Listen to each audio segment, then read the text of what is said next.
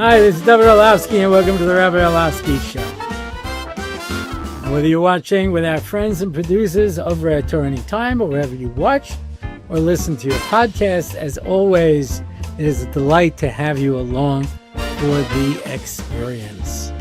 I'll start with the sponsor, Le'iloi Dishmas, my father, Tzvi Yehuda ben Ephraim, my father-in-law, Shlomo Zalman ben Chaim Aryeh.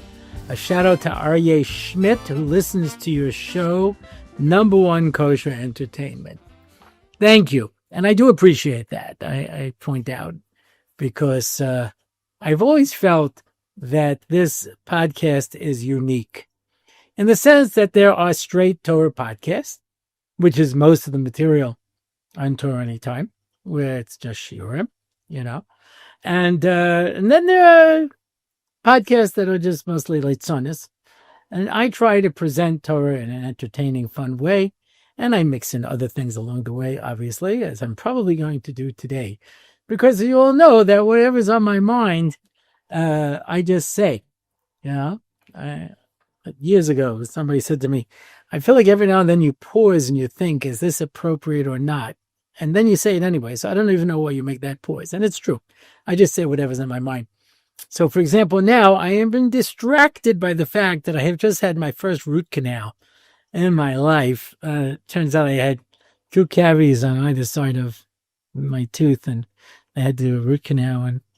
And I told them that, I'm not so good going into this because, number one, I'm a coward, and number two, I have a low sensitivity to pain. So you can imagine dentistry is not where I go to. And the person who was assisting the dentist said that she had written, in fact, her paper on the fact that in media, doctors are always, shown in a very positive light, and dentists are always in a negative light. Always shown in a negative way. And she's too young to remember The Marathon Man, which I never saw, but I just remember the scene where they have Dustin Hoffman tied down to a dental chair and they're like torturing his teeth to find out where the gold is hidden. He doesn't know anything about it, they're just torturing his teeth, and in Little Shop of Horrors, Steve Martin plays this sadistic dentist, and on Seinfeld, they had a dentist who was like, being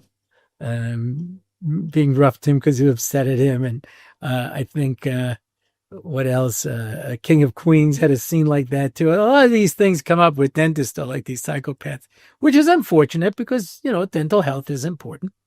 But, it's not something you look forward to, And the good news is, and I told him at the end, the good news is my heart didn't stop during the procedure because I was clutching the chair the whole time thinking, don't die, don't die.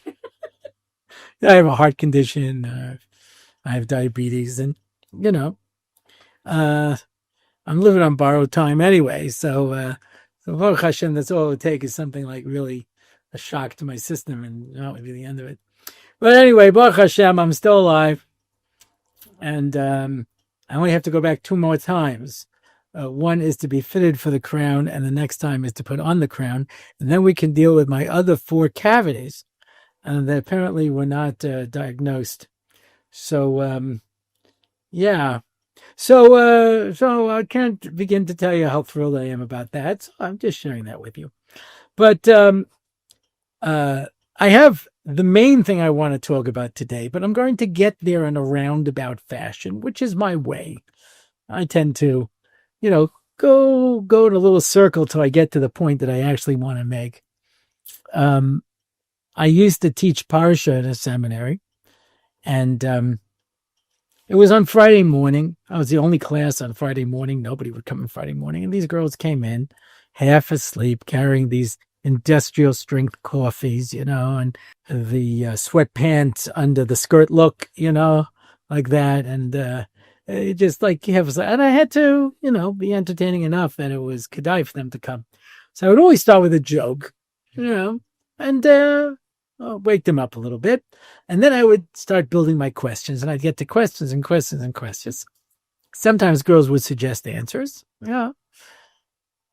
And at the end, I would tie them all together and neat little package and present an answer that was hopefully meaningful to everybody's lives. Now, I had been doing this for many years, and only one time, towards the end of the year, did a girl figure out that there's a method to my madness. After I asked all the questions, and I said, so what's the answer? And this girl says, I know, it's in the opening joke. It's always in the opening joke. He cuts back to that at the end with like and that's why. And was like, So what was the first joke? So luckily nobody remembered. So I was okay. But, yeah, I tend to set things up in such a way. So we're going to go on a little journey. The little journey is that there's no going back. No going back. I'm old. I remember when I turned 60, someone said to me, 60 is not old.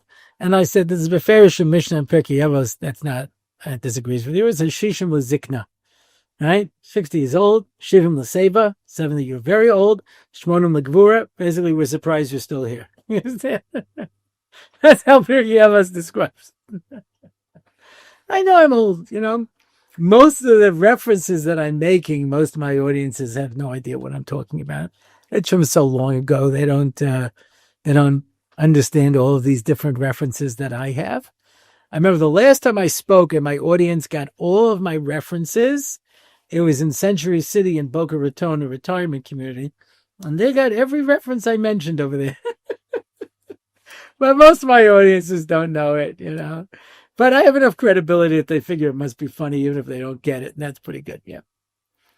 But I've talked about this in the past, I grew up in a time where there were no cell phones, right? A phone was wired into the wall and it had a dial. I remember in the 70s, they came out with the push buttons phone. Oh, it was unbelievable. And you could play tunes with the tones. It's very exciting. That was a big step forward, but it was still wired to the wall. In the early 80s, they were able to put in a jack so you could plug in a phone and then take it with you and plug it in someplace else. Amazing. And then eventually, of course, they came out with cell phones, which were like about this big, and it's just gone on from there. There's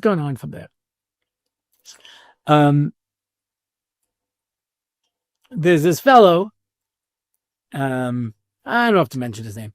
There's a political social commentator, and he maintains that, I think it was 2006 was the last year of culture. And he points to the movies and the television shows that came out over there and how wonderful they were, etc. And then it just completely collapsed. Everything today is garbage. Yeah. And he was discussing why. And somebody said, because that's when the cell phone started to spread. So nobody cared anymore. Nobody needed any other form of media. They just watched their phone. And you could put up a cat video and everyone's like, wow, this is great. There was nobody cared anymore. And you can go almost any place. Go to a chuppah. And you see everybody on their phones. Everybody's sitting there. Sometimes they're talking, sometimes they're not talking, but they're all involved in their phones. Nobody is living the moment. And it's taking everybody away. So you can complain about it, right? People used to complain about how kids would just sit on the phone all day. But the phone was wired to the wall. There was not much you could do. Now you take it with you. I've told this story in the past, I avoided getting a cell phone when they first came out for many years. And my wife said to me, why won't you get a cell phone? I said, why should I? He said, because then people can reach you anywhere at any time. And I said, remind me again why I would want to get a cell phone. Why is that an advantage? Okay, so then one time I was driving and I broke down on the Tel Aviv highway with my mother in the car. I had to run across traffic to try to find a payphone to reach somebody to get some help, And my mother said, you're getting a cell phone. A man can stand up to his mother. A man can stand up to his wife. But no man can stand up to the combination. And I got a cell phone.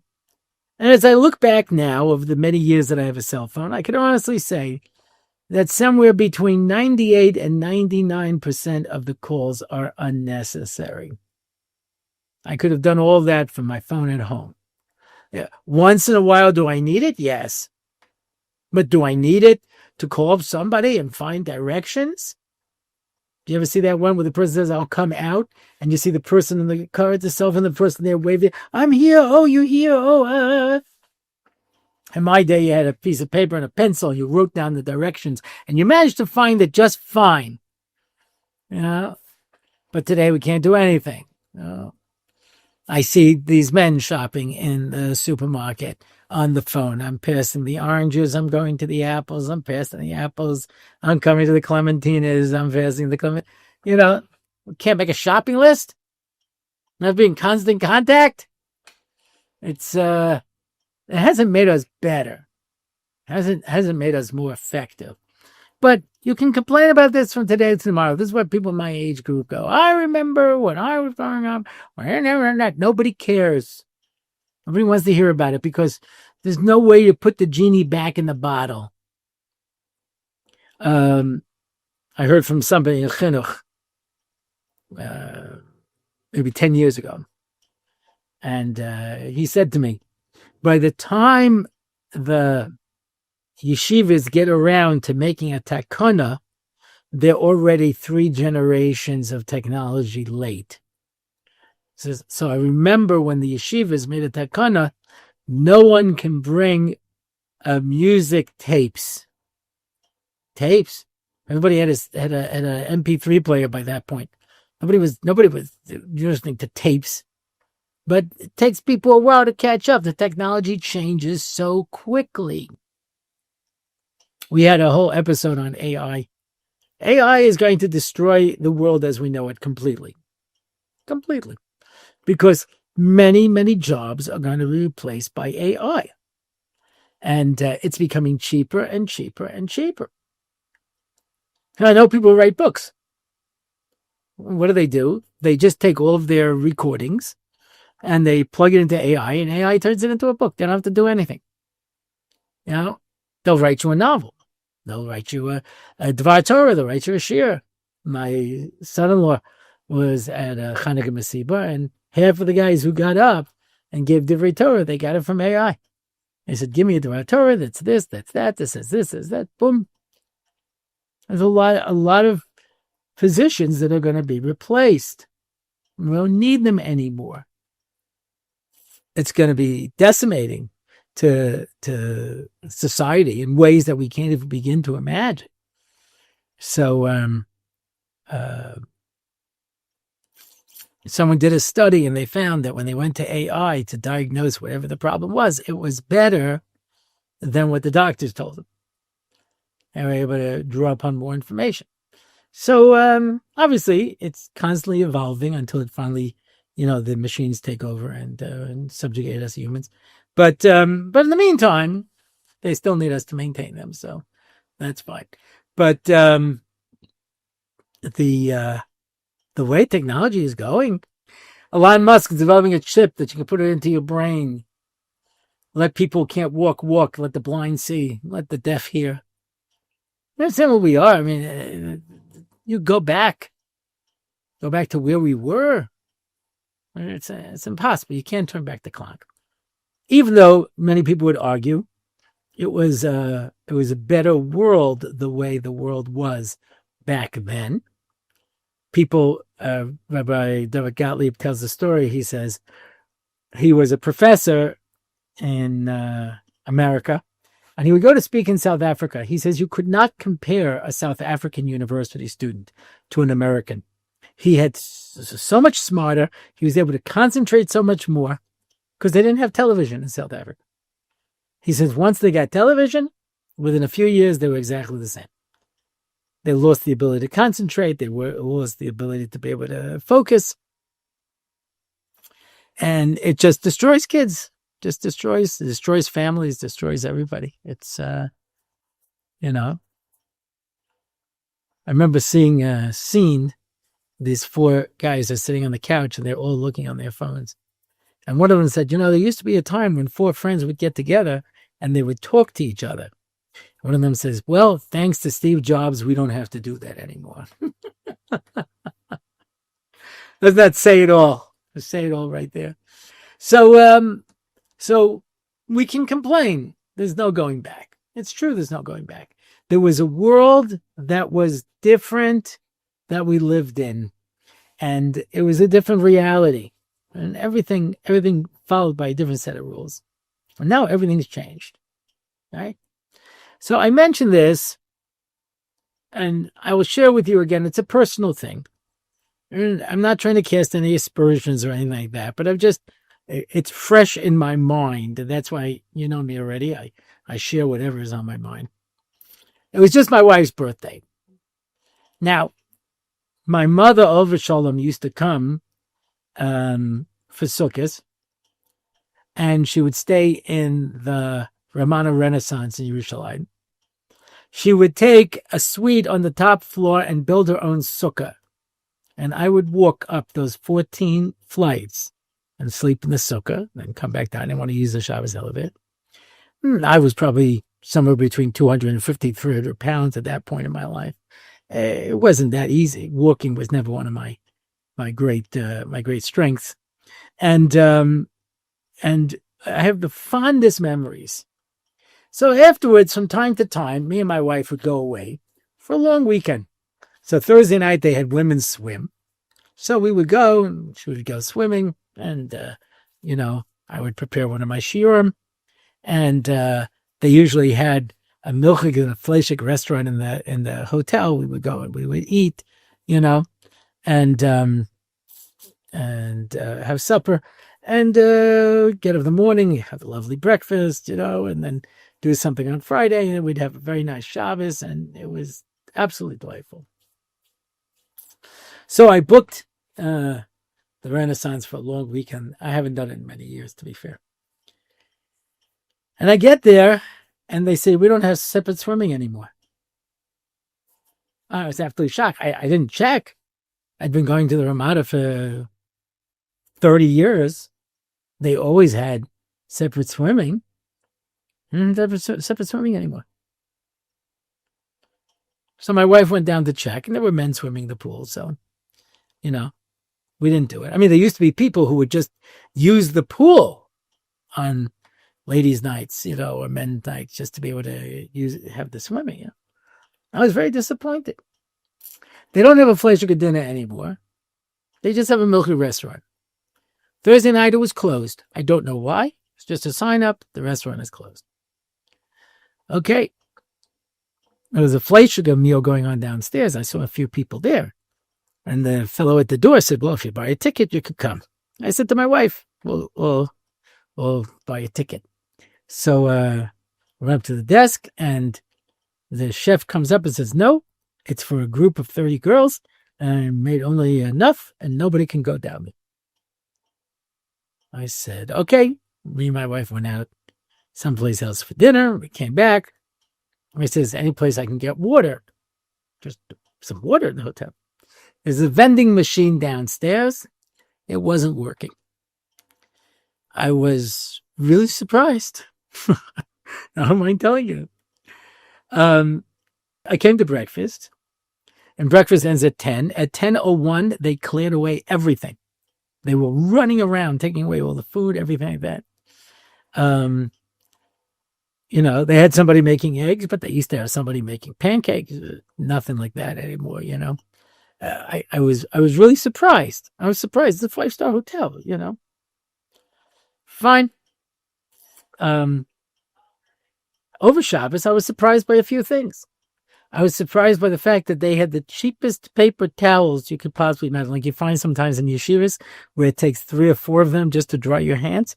Those are the paper towels they had. I was really surprised. I've gone to some hotels, not 5-star hotels.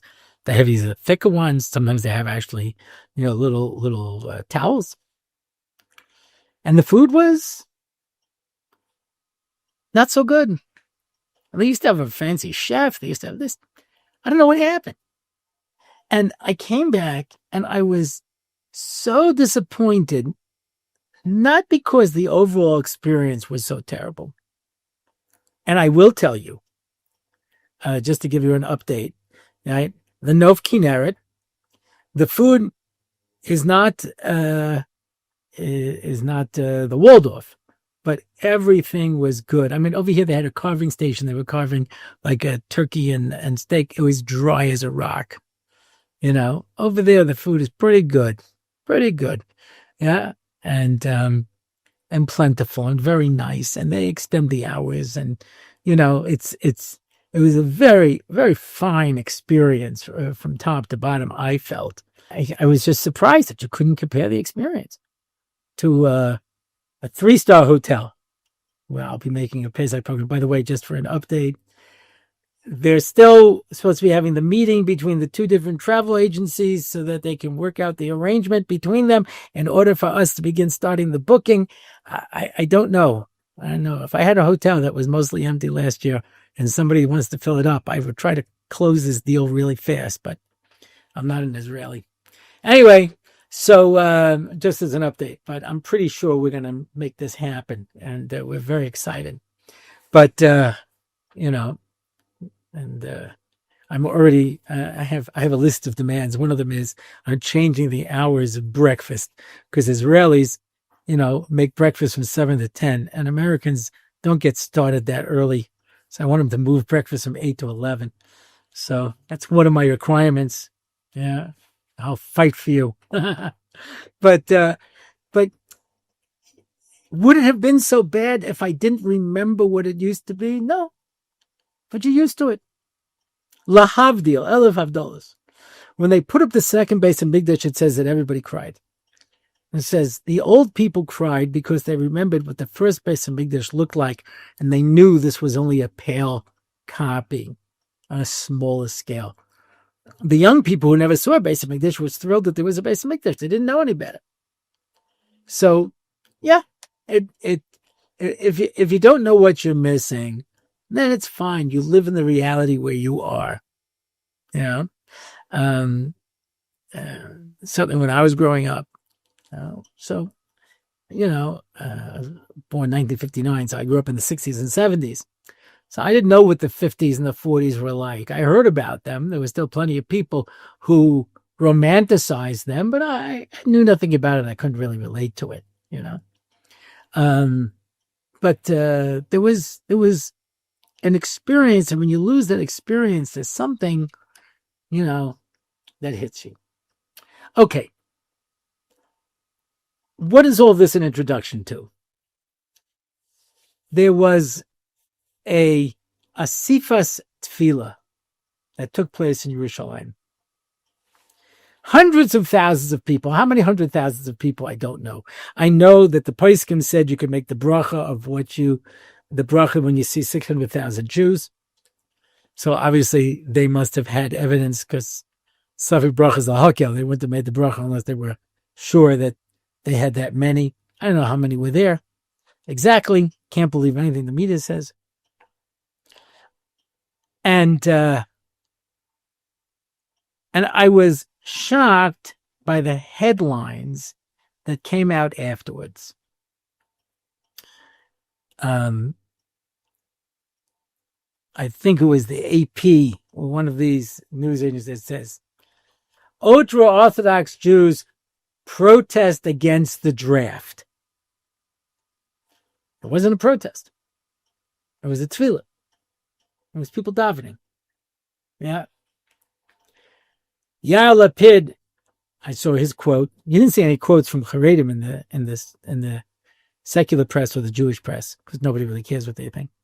And Yair Lapid said, if they can march in protest, then they can march in the IDF. Completely, of course, missed the point. Missed the point entirely. So I have to give a background, and it's a background that doesn't make sense to most people today. But you have to know where things come from. It's always good to know a little bit of the background. Yeah. When you hear people railing against the Second Amendment or the First Amendment or anything else, you have to know where it came from. Why were these things made? What was the intention, right? So,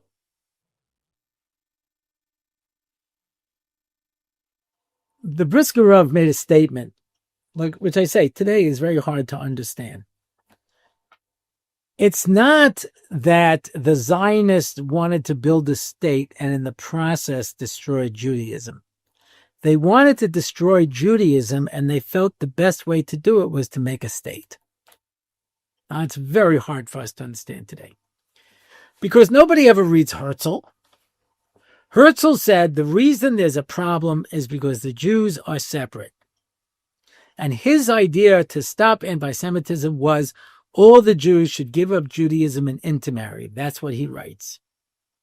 And when he realized that they wouldn't do it, he decided, let's make a land where we can make them like all the other nations and acculturate them, rehabilitate them, make them so that they're able to function in the world. That was his image of what the Jewish land was supposed to be. Now, obviously, there were many other voices in the Zionist movement, and his was not the only one. But there's no question the Labor Party definitely felt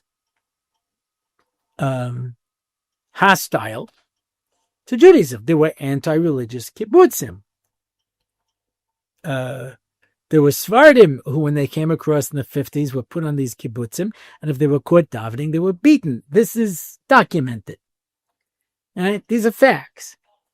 There were persecution against religious people. I remember in the 70s, Russian Jews came across, and the only jobs they could get would be jobs where they worked on Shabbos. And one refusnik, was interviewed, and he said, I kept Shabbos in Soviet Russia, and I'm going to come here, and they're going to force me to work on Shabbos on the docks.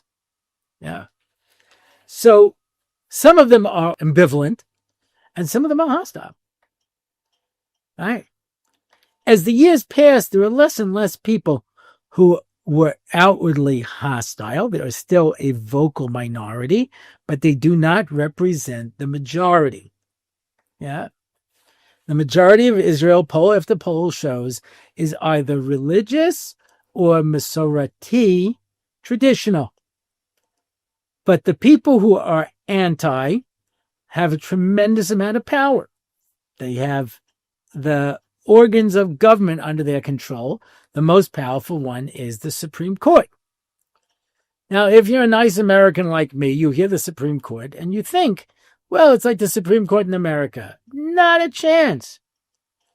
America has a constitution that they fought over for a long time and was ratified by the states.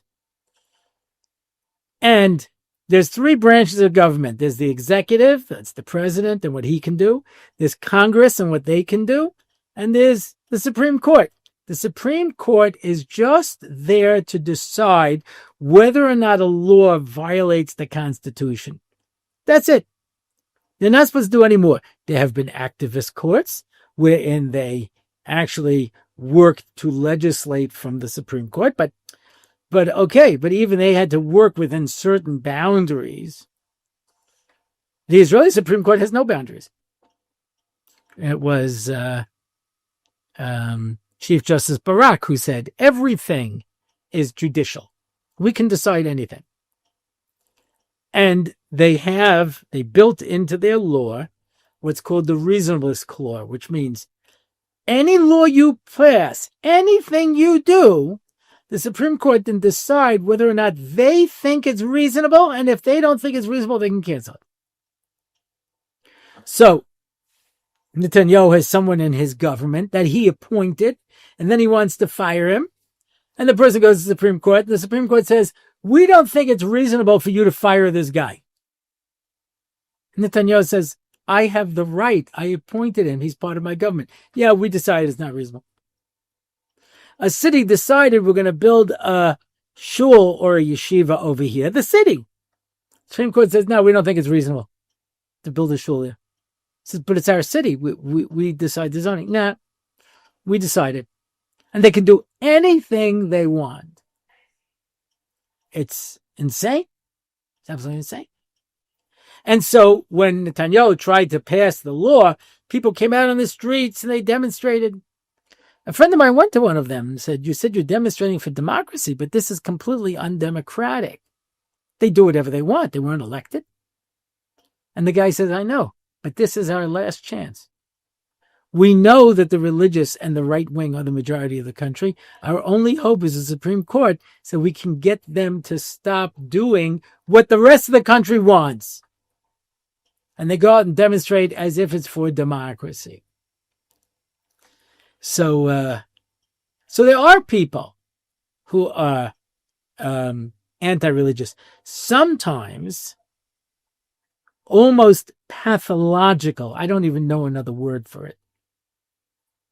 Now, Moshe Dayan, one of the heroes of the 67 war, when he eventually went into politics, he had no problem making a government with the Haredi parties. But his father, on their irreligious kibbutz, on Pesach would hang a loaf of bread outside of their front door in Pesach. Dafka. That kind of hatred you don't see much today. It exists, but not much. So Yair Lapid, whose father famously hated religion, and to be fair, not just Haredi, he also hated, national religious Judaism. He just hated Judaism in general.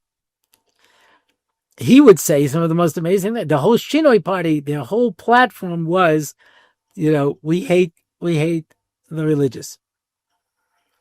And he made a statement when he was running where he says, if I'm elected, I'll put locks on all the mikvaos. That way I'll make sure they don't have any more children. Well, it sounds like genocide to me. Wipe them out. The last people I know who made that decree were the Greeks during the time of Antiochus when they closed down the mikvahs. Such hatred. I hope you people are never born. That's the level of hatred. So Yair Lapid grew up with his dad and also hates Judaism and hates religious people, but with a passion.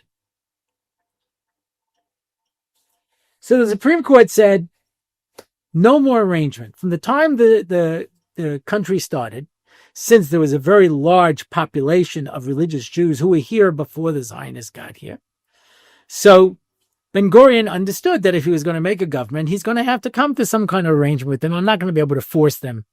Now they feel they can, but back then they didn't think they could force themselves on the religious community. So he met with the Chazon Ish. The story that's famously described is Ben-Gurion said, look, where we have two agendas here, someone's going to have to give way. So the Chazon Ish says, you're right. It's a Gemara. Gemara says, if there are two boats coming and one of them is heavily laden and the other one is not heavily laden, the lighter one moves out of the way. He says, we're bogged down with 3,000 years of Judaism. You only have like 50 years of Zionism. So you're a much lighter boat. You can move out of the way. And Ben-Gurion said, okay, what do you want? He says, you're not drafting our girls. And boys who are learning Torah are exempt from military service. Ben-Gurion agreed to it. Okay. As the years went by, much to Ben-Gurion and his friends' surprise, the religious community continued to grow and to thrive to the point where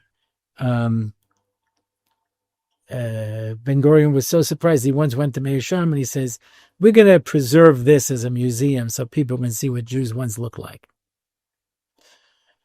But he didn't expect this renaissance of Judaism. I don't think anybody did. And it was in spite of the best efforts of the government.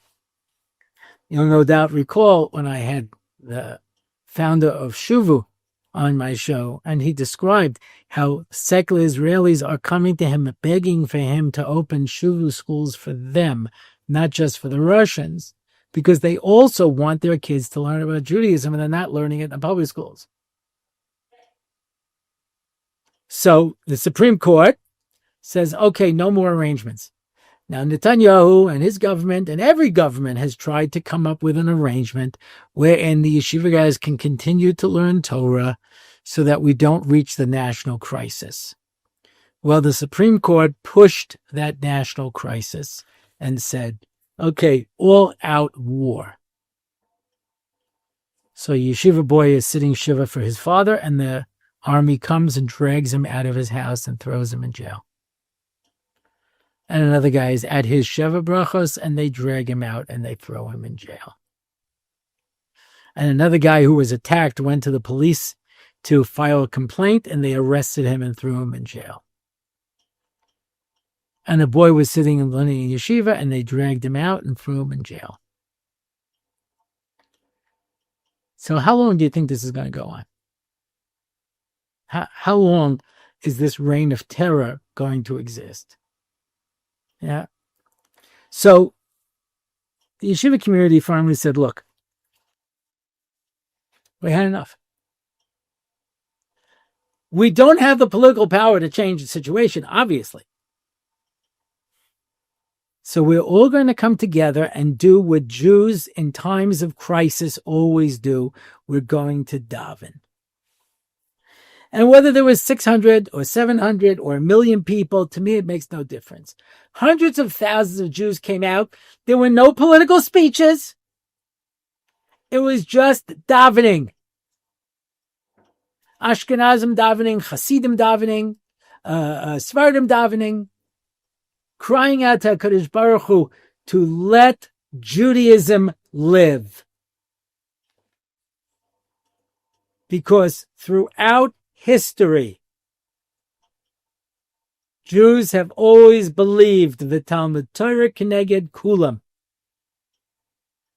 And the Rambam says that there was always a Shevet Levi whose job was just to sit and learn Torah. And today, says the Rambam, anybody who wants to be Shevet Levi can sit and learn and be exempted from everything else. Parshas Lech Lecha, Avram is told that we're going to go down to Egypt and be slaves and suffer for 400 years. And the Gemara in the Dharm brings 3 reasons. And one of the reasons was because Avraham was mevatel the people who are learning Torah to bring them out to the war. That's what the Gemara says.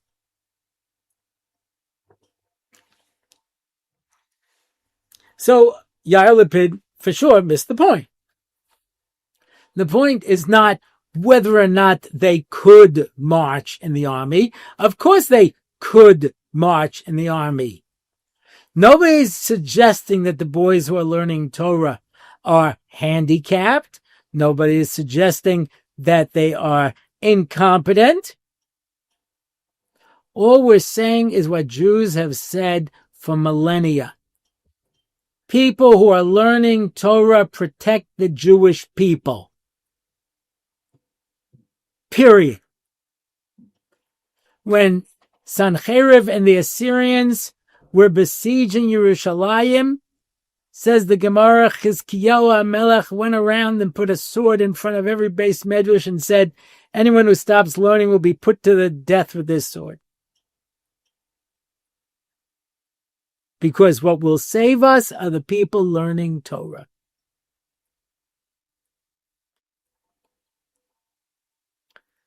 The Gemara says that if the non-Jews knew what they lost when they destroyed the Beis HaMikdash, they would rush to rebuild it.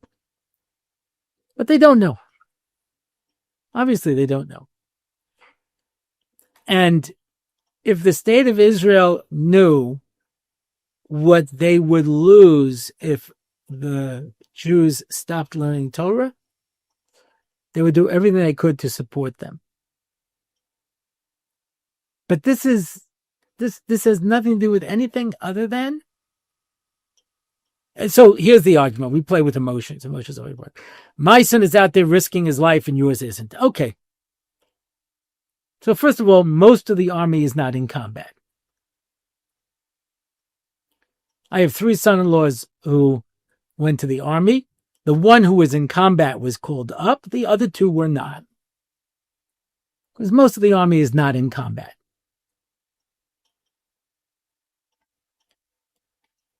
But even the ones who aren't in combat, but who are called up, they understand that they have important things to do.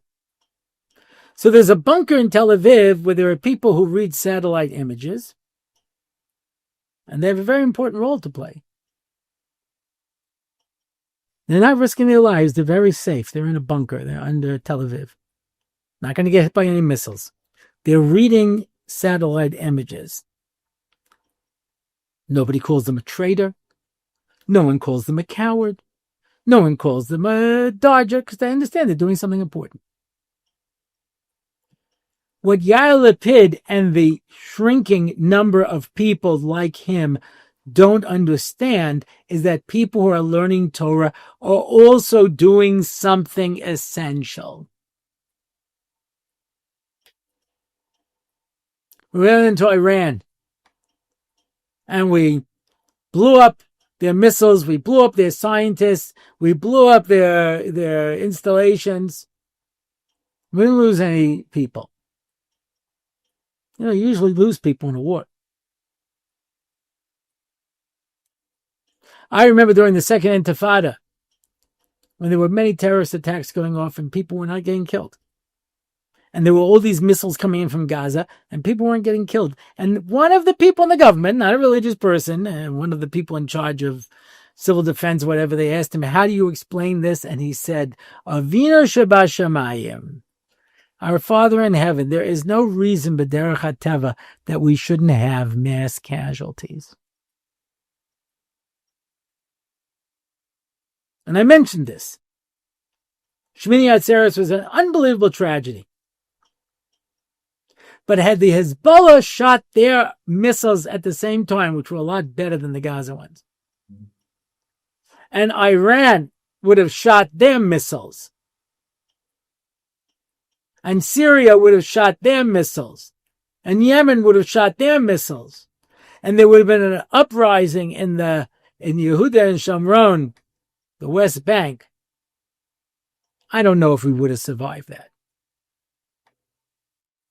It was a miracle it didn't happen. Why? You can't give any geopolitical answers. I don't care what anybody says. In the Gulf War, 39 Scud missiles hit Israel. Only one Jew was killed as a result of the missile attack.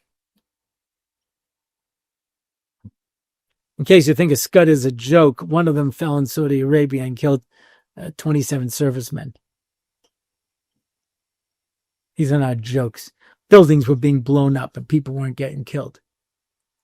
Which brilliant military wing did that one? We're a small country and we're surrounded by very powerful enemies. And you think we don't need siyata d'shmaya to survive? So there's no point in talking to Netanyahu because he doesn't have any power. The Supreme Court runs the country and he can't do anything.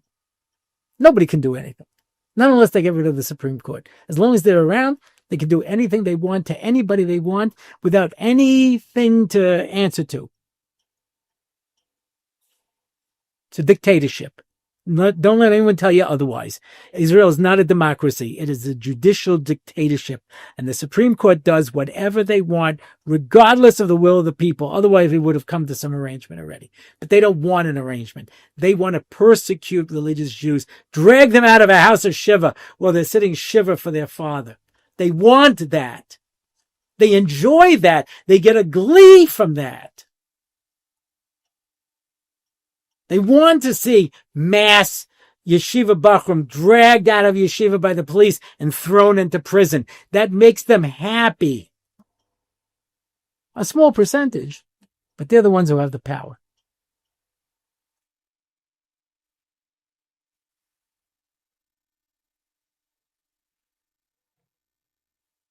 And all we have is Avinu Shebashamayim. I say this because at least people should know. Don't be fooled by the media. This was not a protest. This was not a rally.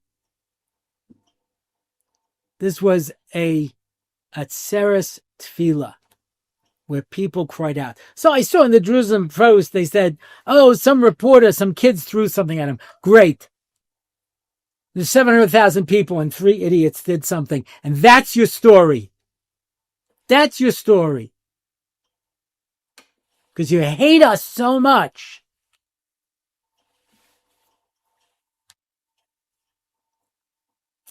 I have friends of mine who, like me, have children in the IDF who served in Gaza. Right? I have friends like me who have lost children of friends in this war. Chas v'shalom, I don't want to take away a kiyuzeh from that. People make a mistake sometimes when I talk this way, that I don't respect the people who are serving. Chas v'shalom. They are defending Klal Yisrael b'poyel. That's extremely important. And I want to see them be successful. And I know that if we pull out all the people who are learning Torah, that's not going to help them. It won't help them. And anyone who says, nah, learning Torah is not important, it's because you don't believe in Torah. That's it. I don't care what you call yourself. I don't care what you wear on your head. I don't care what you say. If you don't believe that learning Torah is the protection of the Jewish people, you don't believe in Judaism. Period. And I don't care if a person's learning, a person's not learning. But you think we don't need Ilama Torah who are sitting and learning? You're making a terrible mistake. And it's a mistake that people are going to pay with their lives. Mark my words. If we've seen anything from Shmini Atzeres, we saw the fragility of the state of Israel, the protected citizens. Where was the army? Where was the Mossad? I had on someone with a Hatzalah ambulance driving around, picking up the wounded. There was nobody there. Nobody except Hatzalah with one guy in an ambulance collecting the wounded.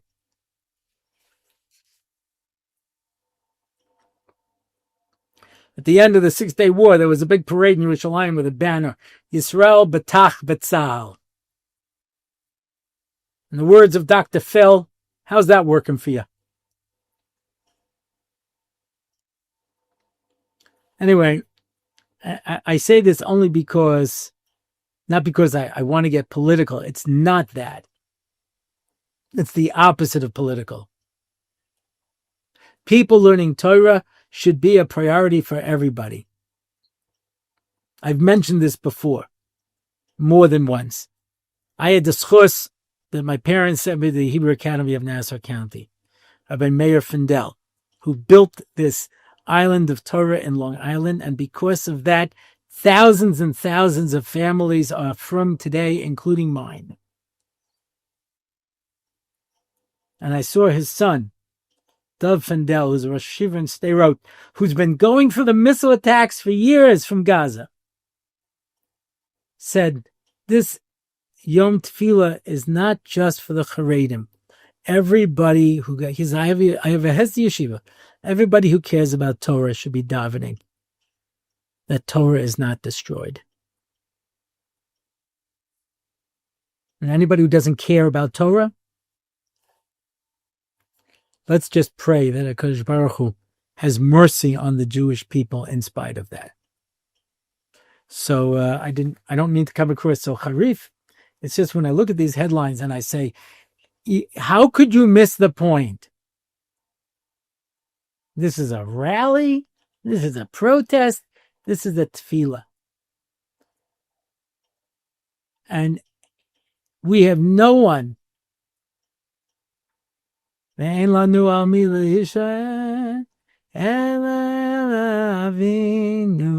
shebashamayim. Yeah. That's all we have. We only have a Kadosh Baruch Hu. And boys are going to continue to learn in yeshiva. As the stormtroopers drag them out from their houses of Shiva, from their Sheva brachos, from their yeshivas, drag them out and throw them in prison. Nebuch. And will not be silent. We will daven. And we pray that HaKadosh Baruch Hu sends us a Yeshua, as we defeated the Greeks who tried to destroy the Torah, as we defeated the Romans who tried to destroy the Torah, and all of the enemies throughout the generations who tried to stop the Jews from learning Torah. And today, it's the Supreme Court and this government. And they will fall as all of the enemies of Torah have fallen. I'm sorry someone like Yair Lapid is so far from Judaism that all he can do is make snide comments. But you're going to be irrelevant, and you will fall onto the dustbin of history with all of the other enemies of the Jewish people. And Torah will exist. We have seen all of our enemies come and go. And Torah continues. So, it's a little harif. I didn't mean to be so harif. I'm sorry. But I get a little emotional when I hear these stories, And I know it's just desperation. Because a cornered rat attacks. It doesn't have any other option. And the anti-religious are such a minority in Israel, they have no choice but to attack. But they can do a lot of damage in a small, mean way. And we need to be mechazek ourselves and those who are learning Torah and say, just because the world is crazy doesn't mean that we have to be. Okay, well, I've mentioned already that I get emails from people, letters telling me that they appreciate this podcast and what we're doing and where we're going on. I don't know if I'm going to gain people or lose people with this one, but I don't really care. I'm not getting paid for this. You understand? I don't have any jobs. I just sit here in front of my bookcase and talk for a week, or for an hour a week. The truth is, I sit here all day and I do this. It's filmed for an hour a week. Otherwise, I'm constantly sitting here muttering to myself. Every now and then my wife looks at me and says, "What are you doing?" I go, "I just told myself a joke." You know what I mean? It's a really funny one. Anyway, I have to explain it. It's complicated.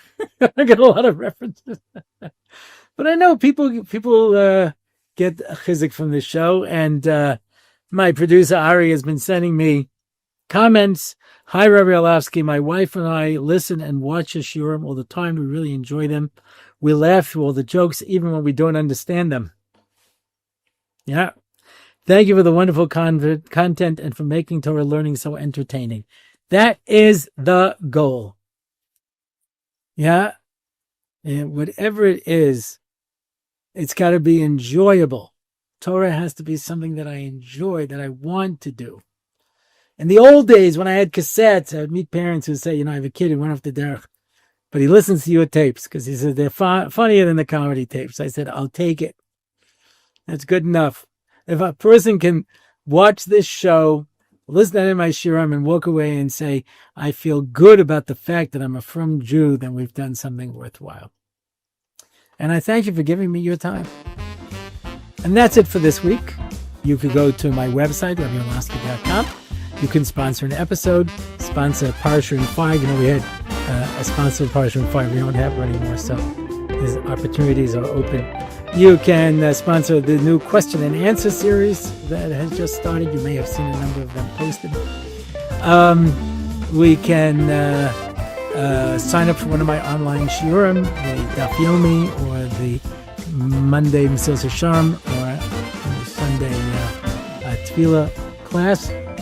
And we're in Kriya Shema, and that's it for now. Until next time, I am Dovid Orlofsky, and this has been the Rabbi Orlofsky Show. It's the Rabbi Orlofsky Show. Torah and Simcha, ready to go. It's the Rabbi Orlofsky Show. Knowledge and wisdom will help you grow.